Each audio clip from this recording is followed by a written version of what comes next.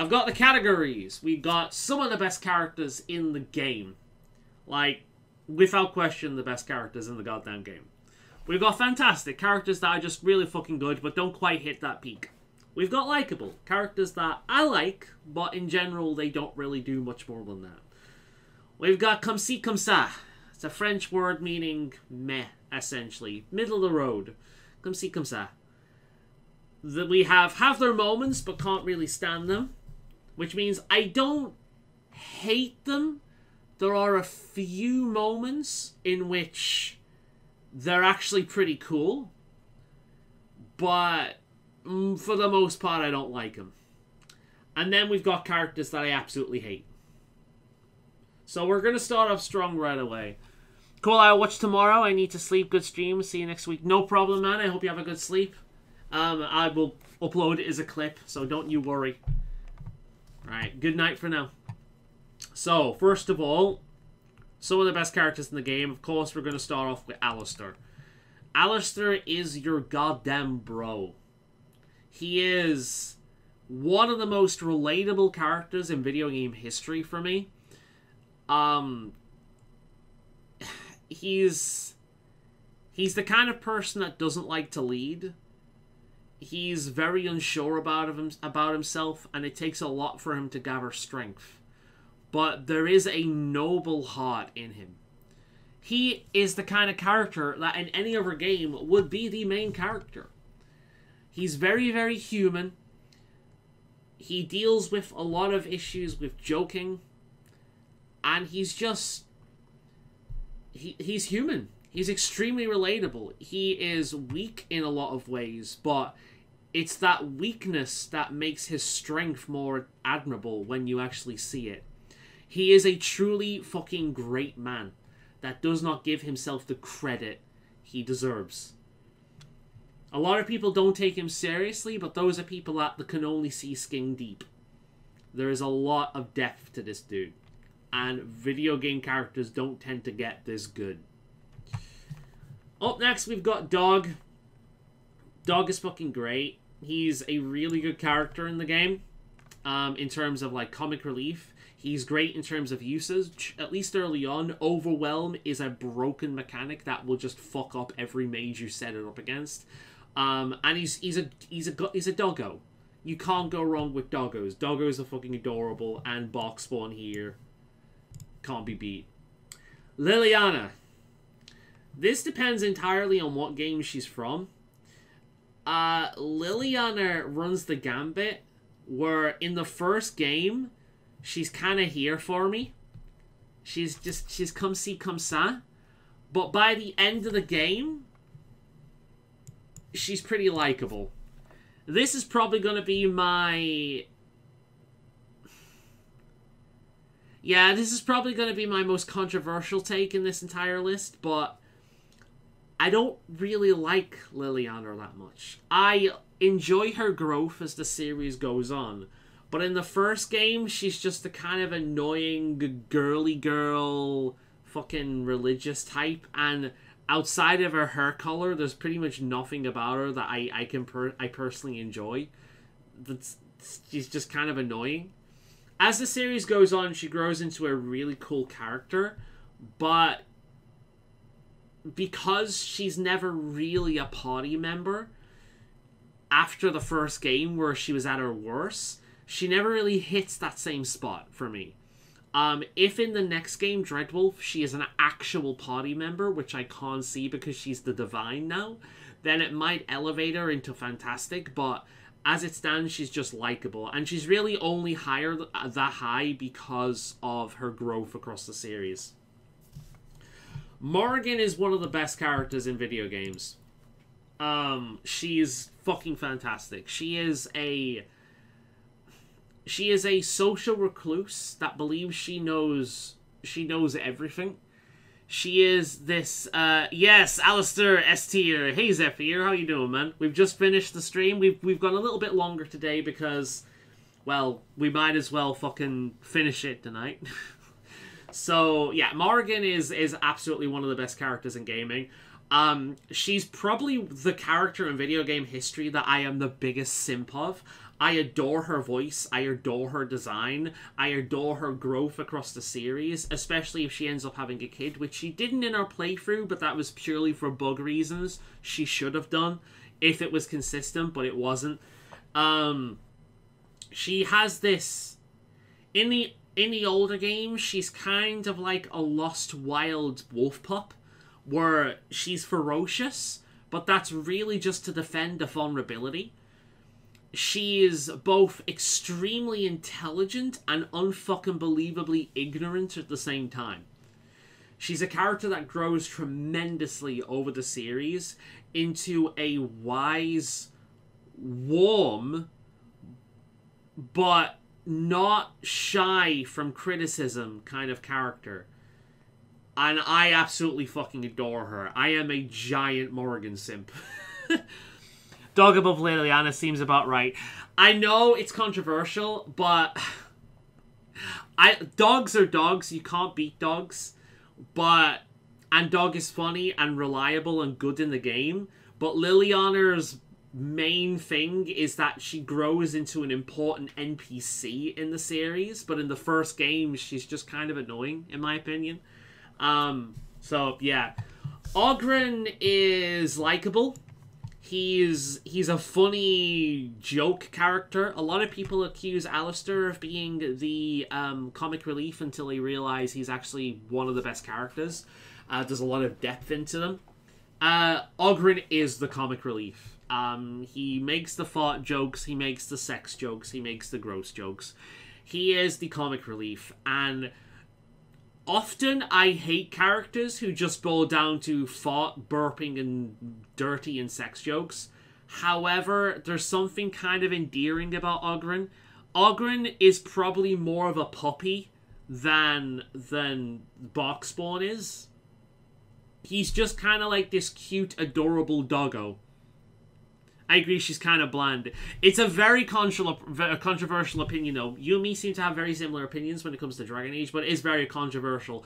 Liliana is arguably the most popular character in the series, at least from the community standpoint. I'm just checking to see if I've not disconnected. In fact, I'm going to put this down here just to make sure I've not disconnected so I can watch this at all times. There we go. But, yeah. Oghren is just like a puppy. He's an adorable pug. He's dumb. He's stupid. He's kind of ugly, but we love him. Shale is great. Shale, yeah, do you know what? Shale's pretty... no. Yeah, Shale's likable. I love her connection to the story. I love her as a character. She's a very, very unique character. She's very, very funny. But at the same time, she's also kind of one note. Yeah, I'll put her about there. I think that's about right. I like Shale as a character. She's incredibly unique. She's got that gimmick aspect to her. Her connection to the story is really good. She's funny. She's likable. She's got more depth than Oregon. Oregon? Whatever his name is. But she is kind of one note at the same time as Oregon, so. Sten? I think Sten is elevated a little bit. Sten is our first introduction to the Qunari, and he's one of those characters that are very difficult to understand at first, but once you gain an understanding of the Qunari, most likely after playing Dragon Age 2, you kind of gain a lot of understanding of Sten the character. He's pretty fucking interesting, and he's probably one of the best renditions of the stoic warrior I've seen. The fact that he's so stoic, and the fact that he's such a professional, lends those odd moments of sarcasm and general silly humor to be really impactful, because you don't expect it. It's very, very, very funny. I think he's a very respectable character. They're all better in the series, but I think he's a very respectable character. Wynne depends on my mood. Generally speaking, I think she's a likable, warm, motherly character. But she can also be kind of irritating and annoying. So she's like a motherly character. She is kind and caring, but a bit overprotective and maybe on times a bit judgmental. I'd put her about here. We may alter things as it goes on. Alter Ogryn instead of the greatest. They're funny. Zevran. I'm gonna put Zevran. I'm gonna put him here. He has his moments. But ultimately, Zevran is the first example of the trope we'll see throughout this series that is a trope in video games that annoys me. Wynn, thank you for being my healer. That's the thing about Wynn, is I tend to play the Arcane Healer class anyway. So for me, she tends to be useless because I fill the role. So I'm judging them mainly as a character, but I will bring mechanics into it at times. Zevran is the start of a trope that I dislike. I dislike the roguish, horny characters. It's a massive trope in just media in general, and I find them to be irritating. Their entire personality is I fuck everything that moves, and I'm a smart ass, and that's it. Zevran has his moments, but ultimately I'm not a fan. Anders. We've got two versions of Anders here, and I'm going to tackle them together. Anders in Awakening is pretty fucking fantastic, but on the same level as Dog, in that he's really heartwarming, he's really endearing, and he's just really likable. You know, he's a bit of a smartass, he's a bit silly, he's a bit pathetic, but ultimately speaking, he's a good dude. He's a really good dude. He is a lot like Alistair if you removed a lot of the depth. If you removed a lot of the depth from Alistair, then that's what you'd get. You'd get Anders, and I really, really like him. I think he's just a really fun, enjoyable character, and it's very, very hard for me to play Awakening without having him in my group, especially with Sir Pouncelot, who I only realized during the stream is a free res. I had no idea Sir Pouncelot had that ability, but there we go. Awakening Anders is the mood. Yeah, he's the strongest character in the game, bar maybe one. In that expansion. Dragon Age 2 Anders. When I first played the game, I would have put here. However, like I discussed in the streams, I romanced him the first time with my first character. And when it came to the point where he blew up the Chantry, I was legitimately shocked. I was legitimately shocked. I stood looking at that choice screen for about 10 minutes, if not more. I did not expect that. I really did not expect that. And I ended up killing him in that playthrough. I can't bring myself to do it anymore, but in my initial playthrough, out of sheer anger and disgust, I killed him. And because I romanced him at that point, that to me made it one of the most impactful moments I have ever had in a video game. And as such, over time, he's really elevated. I fucking love Anders. And I really hope to see him in the next game. I really hope to see him in the next game. Sir Pouncelot Resurrection simply breaks things. I had no idea it was a thing up until the stream.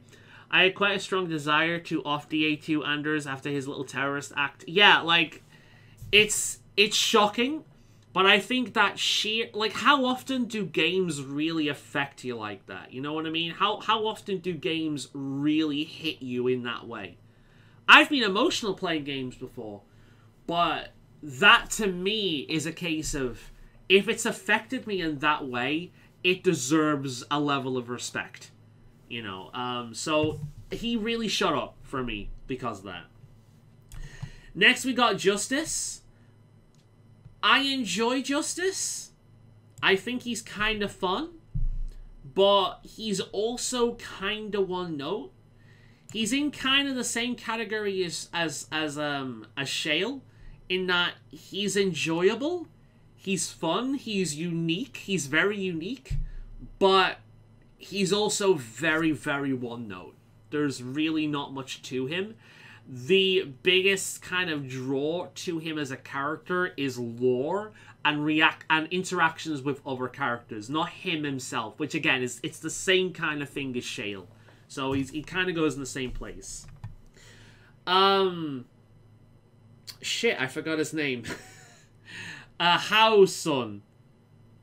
Shit, what's House? Wait, Howsun's name.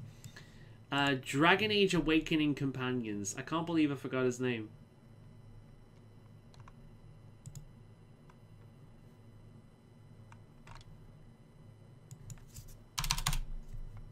Lefandrel? Is that it? Nathaniel. God, I can't believe I forgot his name. That doesn't bode well. Let's bring this back up. Oh wait, Loghain is at the very end. Must be for a reason. Nathaniel Howe is simply an S tier for me. Do you know what? I entirely agree. Because one of, if not the most popular playthrough of Dragon Age Origins is the Noble Human Warrior, right? Nathaniel is such an impactful companion if you have that playthrough. And I highly recommend that playthrough. The Human Noble Origin is one of the best ways to play through that game. It's a bit generic, but it's also one of the more impactful ways of playing through that game. It's right up there. Right fucking up there. Nathaniel is... I love his character. I love how he warms up to you over time. I love the playing into like family drama and the misinterpretations. You know, I love how he's basically Zevran done well. It's the same kind of plot, but done well. He tries to kill you and you realize that he's actually a good fucking person. And the idea that the son of the man who destroyed your family and fucked your life up could actually be one of your closest friends, that's powerful. That's some good writing right there. I completely agree. Like, outside... Like, Anders is fun. Anders is comfort food. But Nathaniel's the nutrition of that expansion. I forgot her name as well. Her name is Sigrun. Sigrun is cute. She's adorable. She's your fucking goth girl. I really like her. She's very, very, very cute. I'm gonna put her here. She doesn't have as much depth as Sten, so I really can't put her higher, but I think she's fucking adorable. And I love the fact that she kind of lops with the Legion of the Dead, where she's like, oh, I'm kinda, I'm totally into the idea of dying, guys. Like, if I die tomorrow, then that'll be it, ha ha ha. You know, she emo lops, but you can tell that she actually wants to live. It's simple, but I think she's cute. I like her. Let's continue with Dragon Age Origins. We're gonna throw Loghain in here, and obviously Loghain is gonna be S tier. This is a playthrough you have to do at least once, because having the scenes where Alistair is basically being replaced by Loghain. Alistair is so fucking crushed. You could be the biggest absolute piece of shit, evil bastard that entire run, and somehow he will still be completely fucking crushed by these interactions. It is one of the most heartbreaking scenes of dialogue in the entire fucking game. It's awful. But it's a playthrough you need to do at least once. And have that save file. Because Loghain adds a lot of unique interactions. And despite him being a massive bastard throughout the game and you fucking hate him, those interactions give you an insight into his character that really make you appreciate him as a character so much more, and the game itself. Since The Awakening is the buggy mess, I didn't get her personal quest and didn't get to know her much.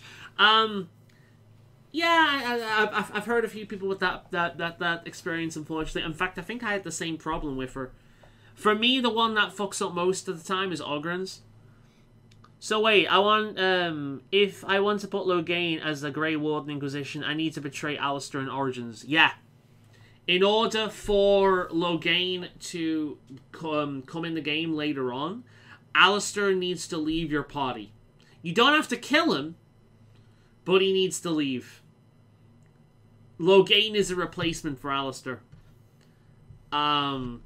But this adds variety. Loghain can be the father of Morrigan's child if you do the ritual. Loghain can show up later on in place of Alistair or that other warden, Stroud. Loghain adds some variety into your later playthroughs that very few people see because nobody really chooses that as an option. But it is an option. And it's a playthrough I recommend everyone do at least once. Especially if you do return to Ostagar. Do return to Ostagar with Loghain. It's an experience. And then next we have this character. What's her name? Her name is Velena. She is the worst character in the series. She is a tsundere. She is an angry, bitter elf. And that is her entire personality. She's an angry, bitter, tsundere elf. That's it. She does not change whatsoever throughout the entirety of the fucking game, even if you raise her companionship to max and you do a personal quest. She does not evolve, she does not change, she does not get any better. She is the worst fucking companion in the series. She is actually awful. Alright, we got another S tier right away with, I'm going to have to get the names up again. I don't know why I keep forgetting them. It's 12 o'clock, that's going to be my excuse. Aveline, there we go, we got the name. But he leaves, or can he stay on the throne? If you let Loghain live, he cannot be on the throne. He either leaves the Grey Wardens and becomes a drinker, like he basically becomes an alcoholic. You can actually run into him in the bar in Dragon Age 2 if you do that. Or he is executed. So, in order to have Loghain, you need to have the bad ending for Alistair, unfortunately. But it is a playthrough I recommend you do once. I wouldn't recommend it as your main playthrough, but I would recommend it as an alt playthrough, definitely. Aveline is fan-fucking-tastic. I absolutely adore her. She is one of the best warrior-type characters I think I've ever played in video games. Especially, let's rephrase that, she's one of, if not the best female warrior types. Because they don't do the thing they do with a later female warrior type that we'll get to, where they play into the same tired-ass trope. They do it a little bit, but in a way that's actually fucking believable. Aveline is lawful good. She has a... well... she's chaotic good in action, lawful good in morality. So she believes in the law. I get where you're coming from about Velena. Yeah, she's the worst character in the game. There's nothing I can say about her. She has no good moments whatsoever. Aveline is... she's concerned with the law, but she's not going to be held back by the law either. If the law is unjust, she will fight against it. So ultimately, her actions are that of a chaotic good person, but her values are that of a lawful good person. It makes her a very cool character. I think her romance with the god is absolutely fucking adorable, and the fact that she's a warrior and her whole thing is her whole kind of way of dealing with things is with action, and she's kind of shit with words, and she gets a bit bashful every now and again. That is far more interesting than, I'm a strong warrior, I have an attitude about myself, and I read romance novels. Tee-hee-hee, that means I have depth. No, she is actually she comes across as a normal person. She is a warrior type, but because she's a warrior type doesn't mean she's heartless. It doesn't mean she's cold. It doesn't mean she is pure steel. She's still meat underneath all that metal. And she's one of the best friends you can have in that world. She's just reliable and just and true, and does not fall to the same bullshit that a lot of lawful good kind of characters do, in that they get blinded by law. She's the complete opposite, and that's what makes her so fucking good. Aveline is the most relatable, entirely. Your sister. She's fucking bland. I don't hate her. Bethany. I don't hate her. There's just nothing about her. She has no personality. She has no person. At least Zevran has a good few funny lines. You know, at least Zevran has a few good funny lines. You know, but Bethany is just the mage. She's your slot in if you don't have a mage character. And that's because mages are useful. And that's kind of it. I find her to actually be a bigger whingy bitch than Carver. Because she's just so... Like, Carver's a whingy bitch, but Bethany does it in a way where it's just kind of... Like, you can understand where Carver's coming from. He has a lot of insecurity. Bethany is just fucking entitled. I don't like her. She's just kind of the... Bethany is quite bland. She is like Carver absent through half the game, but Carver left more of an impression for me, really. We're getting to Carver. Carver's fucking fantastic. This is up there with Liliana, right? Yeah, Carver's fucking fantastic. Here's the thing about Carver. Put yourself into his shoes, right? You were born into a magical family. You have no magic.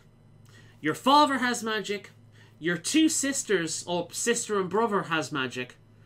And they will take precedent over you because your dad has to spend more time training them in magic. Your life is completely unrooted. You cannot stay anywhere because you are constantly on the run from Templars because your family are full of mages. You're out of the loop because you're not a mage, but you still have to deal with the bullshit because they're a mage. Of fucking course you're gonna get an attitude about yourself because you have no life. Your entire life is built and made around them. You have no say in it. Bethany's another reason why you should play a mage in DA2. Yeah, entirely. It's the best way of playing. Yeah. Carver is extremely understandable. Yeah, he's a whiny bitch, but unlike Bethany, he fucking has a right to be. I think any of us would be a whiny bitch in that situation. I think anyone would understand having a right to be a moaning fucking bitch.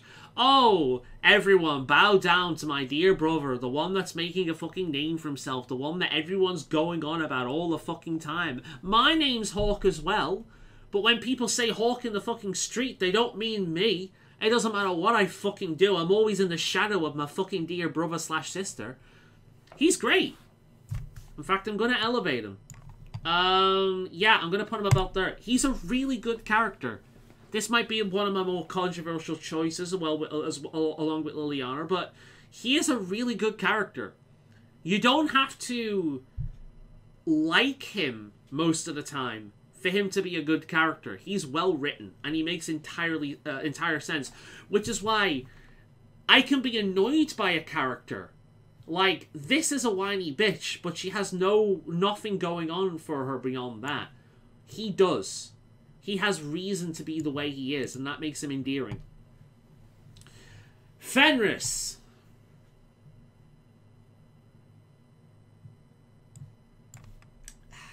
Come see, come sa.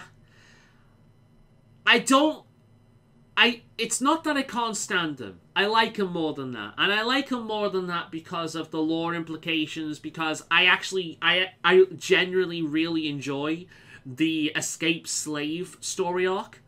I love that. I think that's a fun character type. I think there's a lot you can do with the escaped slave, the bitter slave. And because of what he's being... Well, yeah, Final Fantasy boy, exactly. I'm going to get to that. And because of what he's been through, much like Carver, he has the right to be a whingy bitch. He does. He has a right to be nihilistic and cynical about the world. My problem with him is his design. I think I would like his character a lot more if I didn't hear My Chemical Romance in my head every single time he was on stream. If I didn't hear Sephiroth's theme from Final Fantasy every single time he was on the screen. He does not suit the game. Everything, he looks like he's come straight from Final Fantasy. He does not suit the game. If he had a better design, a more down-to-earth design, like Nathaniel, I think I'd like him a lot more. I think he actually might be elevated to at least fantastic, but his design mixed with his attitude turns him into a token character where it feels like he's in here just to appeal to the guys and gals that are attracted to that kind of edgy emo boy, which at the time might have actually been the fashion trend. I can't remember. And he's a character with a lot of potential that gets bogged down by extremely tropey design that does not fit the feel of the game. And that's kind of why he's there. He's come see, come sa. He's a mixed bag. He's a mixed bag. I don't hate him, but I don't quite like him either. Isabella. She's here. Like Zevran, she has her moments. Oh god, here comes the next brother woman. Yeah. Like Zevran, she has her moments. And unlike Zevran, who is good, but Isabella may just be the best character in the game in terms of combat. She is fucking broken. She is a fucking good character. If you're playing this game on one of the harder difficulties, you want her on your team, right? What bugs me is she's apparently supposed to be the default romance choice, which the idea of my main character dating someone, sleeping with someone who has every STD known to man and probably several unknown to man kind of disgusts me. I don't find her personality attractive. I don't find her mentality attractive. I don't find her physicality that attractive, but that's not that important. Like, I've dated... I'm not gay, but I love Dorian, and I love the romance between that character because he's a good character. So my attraction to the character doesn't matter. It's the character itself. Her romance, I'm never doing it. I think she's a disgusting character. Her entire personality is sex joke, sex joke, sex joke, sex joke. She has nothing going on for her but sex jokes. There's even a scene where she goes to Anders to get rid of her STDs. She's not likable. And at least with Zevran, There are moments of heroism. There are moments of him being a decent guy. With Isabella, she gets how many people killed because of her selfishness? She fucks over how many people's lives because of her selfishness? The first time I played the game, I gave her to the Qunari. I hope they tortured and killed her. She is fucking awful. But the reason why she's not down here is because she's more memorable than Bethany. Hating on her is fun, and she does have a few funny lines. She's also a generally useful character. Meryl. Oh, this one is so hard. This one is so hard. Because Meryl has a lot of traits that I find really endearing. In fact, Meryl is a lot like... This is going to sound weird. Meryl is a lot like Alistair. In that she's bumbling, she's silly, she's kind of stupid, she's kind of naive, but she's got a good heart. The difference is, Alistair is kind of naive. He's kind of stupid. This girl is the kind of girl to fall for Indian call-in scams every day, all of her life. She never learns. She never fucking learns. At any point. And I think my duality of my opinion of this character is really showcased in the stream. Because I both fucking love her and I fucking hate her at the same time.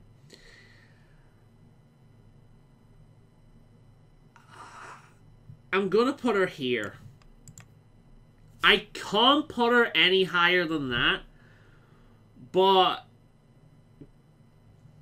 I think if she moved past that naivete, she'd be up there next to Anders. Honestly. Because I find her fucking adorable. She is the kind of character you want to protect from the world. But she's also the kind of character you don't want to slap. You want to punch the stupid out of. She's fucking awful. But she's adorable. And she's far more memorable, I'd say, than any of these other characters. Even if none of these characters I want to punch as much, there's something about her that's like, you know what I mean? She's the weirdest placed, but I do kind of like her. This guy is dull. He's better than Bethany. I'm gonna put him here, purely because he has some funny interactions.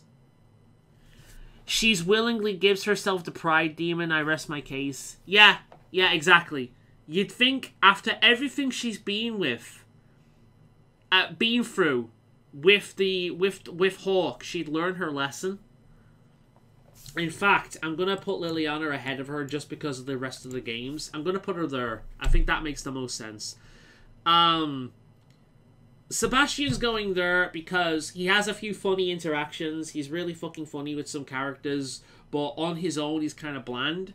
But I do find him less annoying than the sex characters. And he has more character going on than Bethany. So I'll put him about there. But, Varric is a bro. He doesn't quite hit the same levels, I'd say, as the other characters in terms of depth, but he is a bro and he is consistently funny and he is consistently endearing. Varric is the rogue character done right. He's not the I'm so full of myself and smarmy and har I fuck everything that moves character. He is the I've got connections and I like you. So I'm going to use those connections to benefit you. Because you're a pretty decent dude. And I like decent dudes, because I'm a decent dude. Yeah, it might be a bit shady, but... You know...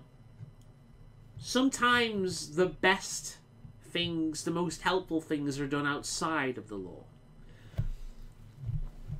Sebastian is my preachy boy, is ahead of Zevran. That's an improvement. Yeah, I might change that. You know what? You're right. There. You are right. Zevran has more moments. There we go. You are right. Zevran has more moments. I agree. But yeah, Varric is great, but there's not as much to talk about Varric as there are all these other characters. But he's a bro, and he's extremely likable. Varric is the ideal right-hand man. Blackwall, I would have put him here. But this last playthrough, he really grew on me. I like the idea of a character that has fucked up in the past, and it's played on him, and instead of basically beating himself down and being depressed, he's done that, he's elevated himself, and he's become a hero. He's become a noble, just truly brilliant person to pay for the sins of his past, but through help from people he respects, he learns to let go of those sins to a certain degree. He learns to let go of that sin, that guilt, to become a generally extremely soft-hearted, good-natured bloke. And what I love about him even more is that he's a normal-ass bloke. He's not a noble. He's not from noble birth. He's not got this privileged position in life where he suits that kind of stereotype of the gallant knight. He is a gruff man with a dark past, with a lot of weight on his shoulders, that beyond all that, through all that, elevates himself to be a extremely likable, extremely uplifting character. He is an inspiration of a character. Blackwall for me is B tier. That's probably our biggest disagreement so far. I didn't like him the first few times, but that's mainly because I chose other characters ahead of him. This playthrough, I used him a lot more, and not only did I find him to be a really likable character, keep in mind that I've only played through Inquisition, this is my third time, not only did I find him to be extremely likable character, but I also find him to be the best warrior in the game. That's probably just because of how I built him, but I found him to be an extremely good warrior, defensively. Cassandra. Cassandra is here.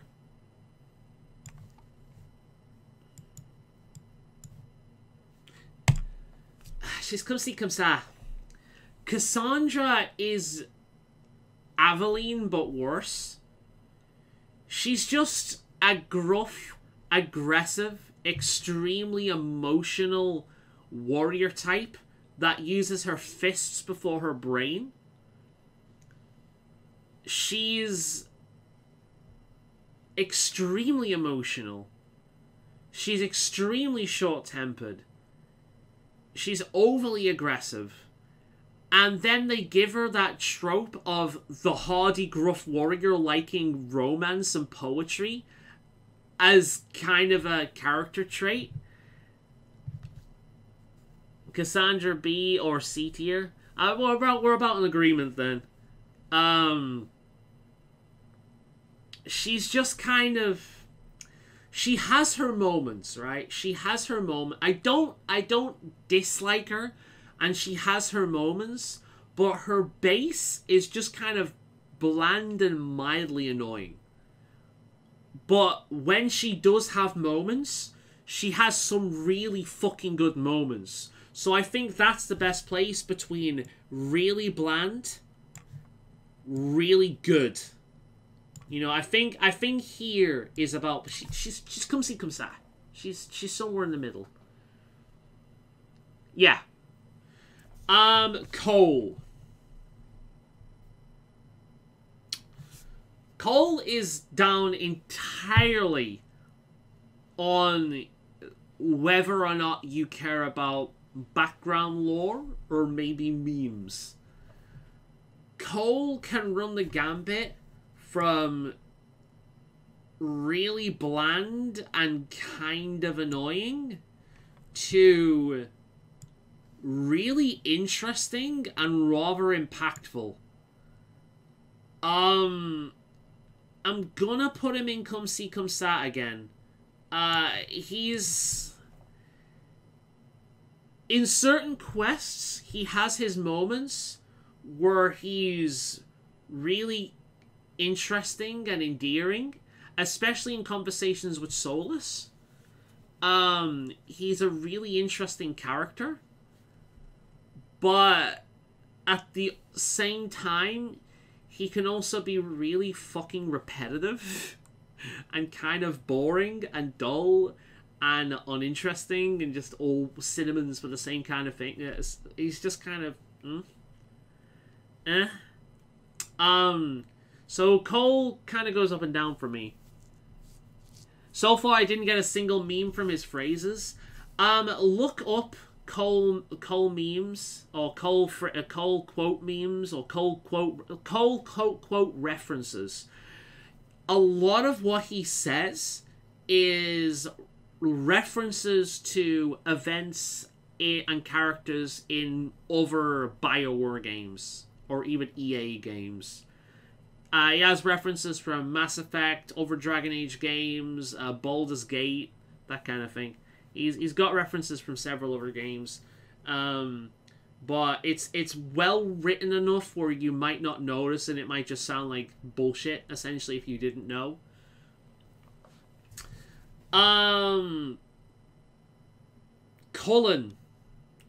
Cullen, in my opinion, is basically Liliana but better, which is interesting because at no point is he actually a companion. In fact, he's a minor character up until Inquisition, and even then he's just a really important NPC. That's it.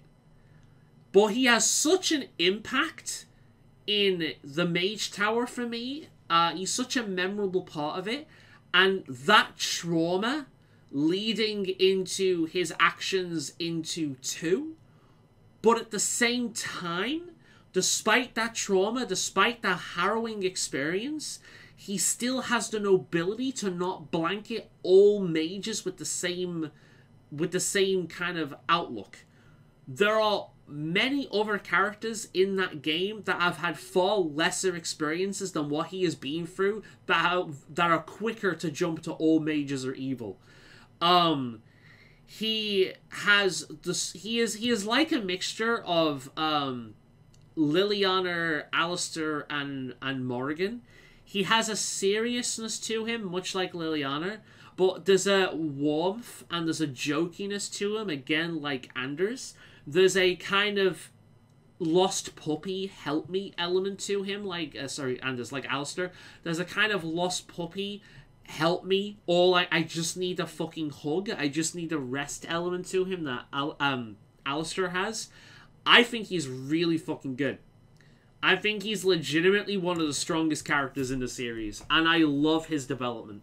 Especially mainly if you cure his addiction. I love his development. I love how by the time he's in the 3rd game, you can see the weight of his experiences in his expression. He has bags under his eyes, and that's more than just delirium. He is constantly working. He is constantly doing stuff. He does not know when to stop. He is just plagued. You can tell he's plagued with past memories. He's plagued with trying to do the right thing all the fucking time. He's such a good character. And the fact that he's able to achieve that status while at the same time never being a companion, says a lot to him. I think he's the most consistent character in the series, in terms of he's in every one. Dorian. He's going right up here. I can't justify him above Morrigan, but I love him. I love how they humanized him, the Tevinter Imperium through him. I love how they made a gay character without his homosexuality being his entire fucking character. Why is that so uncommon? Can we have minority characters that are more than just their fucking minority status, please? It's so rare these days. He's gay, and you can make connections to discrimination and homophobia and whatnot, but you can also connect that to other political and social disagreements in the world itself. I will put Colin for S tier. Yeah, no, I think he deserves S tier. I'm glad that I could be an inspiration for that, influence for that. He's extremely charming. He has the full of himself personality that a lot of roguish characters has, but at the same time has enough charisma that it doesn't become irritating. He's got a lot of weight on his shoulders and can have serious moments. He's a lot like Alistair. He is the confident version of Alistair. He's a good man with a good heart that will fight for it. He's in a difficult position. He's got those same kind of struggles in his life, but he's far more confident than Alistair. Alistair is far more relatable, which I might be giving away too much of myself with that, but Dorian is just... He's so well written, and I really hope we see more of him. I really hope he doesn't go downhill. I really hope he evolves more as the series goes on, because I really do fucking adore him. He's really up there. He's so endearing. He's so likable. He's such a good guy. He's charming and witty. He knows when to get serious, and when his morality is challenged, he gets fucking angry. Again, just like Alistair. He's such a fucking good character. Like, these top three here are interchangeable at any given time of the day, right? These top three here are interchangeable at any time, any given moment of the day. It depends on how I feel. But these two are around the same. Next, we got Iron Bull. Now, Iron Bull is the sex character in Inquisition. He's the character with the sex jokes. He's the character that's the funny, silly man. He's kind of a mixture between Ogryn and Zevran, really. But what separates him is the fact that he's a Qunari. If he was any other race, he would not be as interesting. He's a unique design. He's pretty good in game. He's got some of the more interesting quests. He comes attached to the charges. And he brings a lot to the game. He's a bit memey. He can get a bit tiring at times, but he is a pretty damn good character.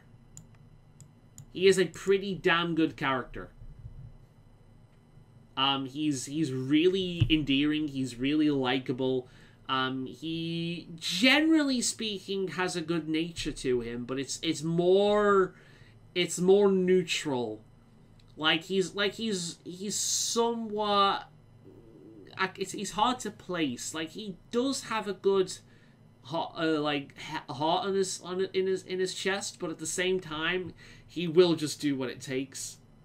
He won't like it, but he will do it. He's kind of hard to place. He's one of those characters where, at first glance, you'll think, oh, he's just the sex jokey comic relief character, but as you play, you realize he adds a lot. There's a lot of... If you're interested in Qunari, if you're interested in the politics, if you're interested in interesting outlooks, he's the guy to talk to. He can talk philosophy with you, and then he can talk about how fucking hard he gets slaying a dragon. That's a good character.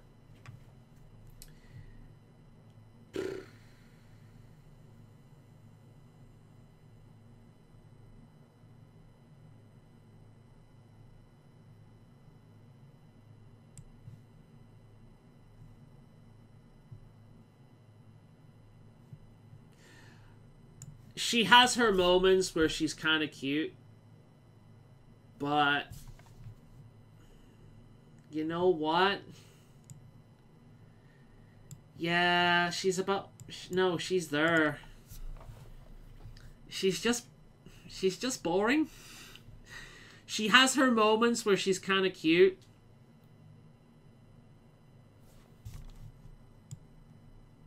but she's just kind of dull. She's just really fucking dull. Then we've got Sarah, who adds absolutely fucking nothing to this game. Nothing. The only reason she's in the game is because we needed a bow user. And if you don't have her on your team, you won't miss her. She is ignorant, brain dead, selfish, just fucking weird. Josephine is C, I guess. She may be bland a little, but after all, she is simply a consular. Yeah, but I think they could do a lot more with her. She's very by the books. She's a very tropey character. I don't think they really do anything interesting for her. I think the only thing really about her that stands out is her outfit, to be honest. And her accent. Her accent's actually one of the more interesting ones in the game. The voice actor does a really good job at the accent. But yeah, Sarah is she just adds nothing whatsoever to the game. She was actually my choice of romance the first time I played through the game. And even then, that doesn't really endear me to her very much. Vivienne, I generally just dislike. She has everything that I dislike about Elysian political types. She's a snob. She thinks she's the most interesting person in the fucking room. She thinks she's the most interesting and most amazing person in the fucking room. She's extremely passive-aggressive. She's extremely judgmental. And she is in favor of basically enslaving the mages because it's okay, because she's in a position of privilege where she gets to flaunt herself around and play games in political court. She is a selfish, entitled, ignorant, smarmy piece of shit. I cannot fucking stand her. Yeah, exactly. Solus skyrockets to S tier after the big room. Exactly. Solus went from one of the most hated characters in this series to one of the best written. And I honestly want to do a playthrough of a female elf mage to romance him just to see how that affects the story. He is... When the vanilla game came out, a lot of people hated him. He was hard to really kind of pin down. He never seemed to be happy. And then at the end, you realize that he was behind it the entire time. Very unsatisfying. It was like being kicked in the balls. Then Trespasser came out. And at the end, when you're talking with him, they make sense and basically solidify a lot of the mythology that has been discussed and has affected so many civilizations throughout the entire series. Much like how they really improved the Qunari in Dragon Age 2, Solus's explanation at the end of Trespasser makes sense of so much it grounds so much. And the fact that this man is talking about Thanosing the fucking world, merging the realms, and, like, destroying this world in a very, very classic JRPG kind of thing of, I will destroy the Veil, and the other world and this world will merge into one in one cataclysmic event that will destroy everything, but will be born anew. It's extremely tropey, and it's a story that JRPGs and especially have been doing for years. Final Fantasy, Drakengard, all this kind of thing. These are like Bravely Default to a lesser extent. They've all done this. It's an extremely tropey storyline in Japan. In the West, not so much. We don't really see it. But the fact that he can be this genocidal, manipulative villain, and I feel sorry for him. He's sympathetic. I can see where he's coming from. That is a good character. Also, I am somewhat of a Fade lore fanboy, so Solus grew on me even more in the beginning. That's fair enough. What I didn't get him at first, but once I understood where he was coming from, it's kind of like Meryl has a similar outlook to Solus on the Fade, except Solus isn't fucking stupid with it. He understands the dangers. She denies that they exist. Somebody remembers Drakengard. The original Drakengard is one of my favorite games. I played that game constantly as a kid. I fucking adore Drakengard. It's great. I don't really like any of his other games, including Nier Automata. I don't really like any of his games, but Drakengard 1, I love that game. But Solus is incredible. And he has so much potential to be the best villain in the series. He has so much potential to be the best villain in BioWare history. Because there's so much building on him. He alone makes Dreadwolf, Dragon Age 4 Dreadwolf, exciting. We'll see if it ends up being good. But, yeah. Hopefully it does. I really, really hope Dreadwolf ends up being good. If it ever sees the light of day. But, much like the next Elder Scrolls game, I have very little faith that it will be much of anything. I think it's going to be an absolute fucking disaster because of history. But, there's a lot of potential there. There it is. There is my tier list. These three, in particular, can change any given day. Sometimes Morrigan's up there, sometimes Alistair's up there, sometimes Dorian's up there. But ultimately, I think this is a pretty kind of solid list for me. I'm quite pleased with that.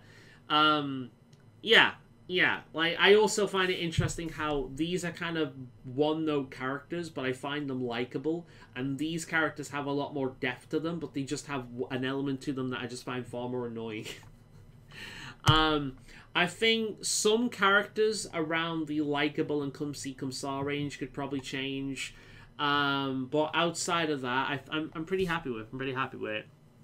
Anyway, thank you so much for sticking with me and watching the Dragon Age Inquisition series. We will be back next week, Wednesday, London summertime, 7 o'clock, for Spooky's Jumpscare Mansion.